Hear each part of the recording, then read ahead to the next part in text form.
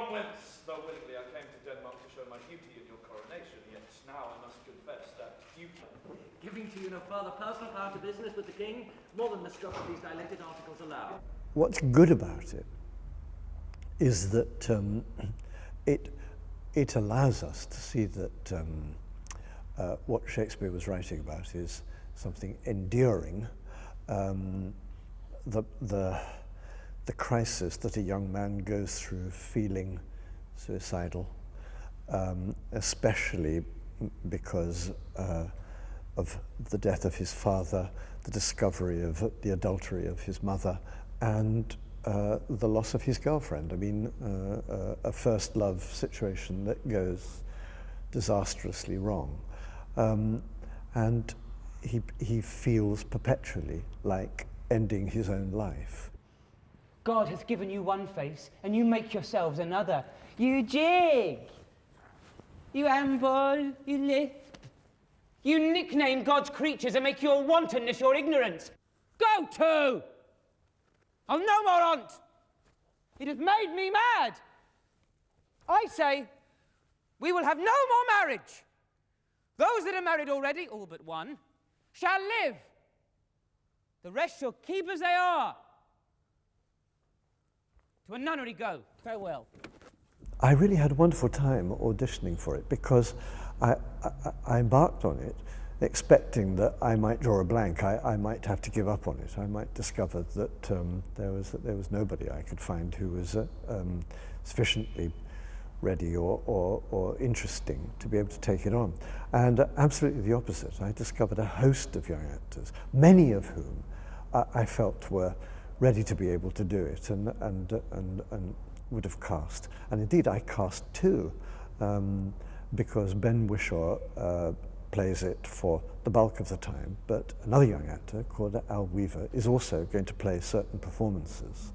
And so I've been working with two young Hamlets, and it's so encouraging to discover, first of all, that there is that level of passion and commitment to Shakespeare.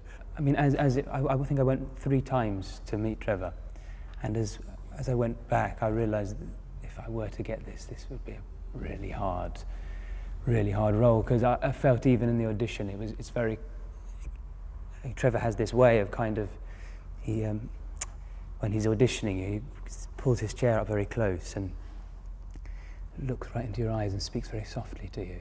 And he kind of, I don't know, he touches something inside you. And I felt even then that it would be a very exposing kind of part to play, obviously. Sit you down, and let me wring your heart, for so I shall, if it be made of penetrable stuff, if damned custom have not brassed it so that it is proof and bulwark against sense. I mean, what have I done, that thou darest wag thy tongue in noise so rude against me? Such an act that blurs the grace and blush of modesty, calls virtue hypocrite, takes off the rose from the fair forehead of an innocent love and sets a blister there, makes marriage vows as false as dice's oaths. I mean, what act that roars so loud and thunders in the index? I think it's that it's so immensely kind of rich, and that he goes through every. He seems to go through the whole range of human experience in 3.5 hours. It's kind of amazing. I think the job of a director is partly to be a teacher and partly to be a pupil.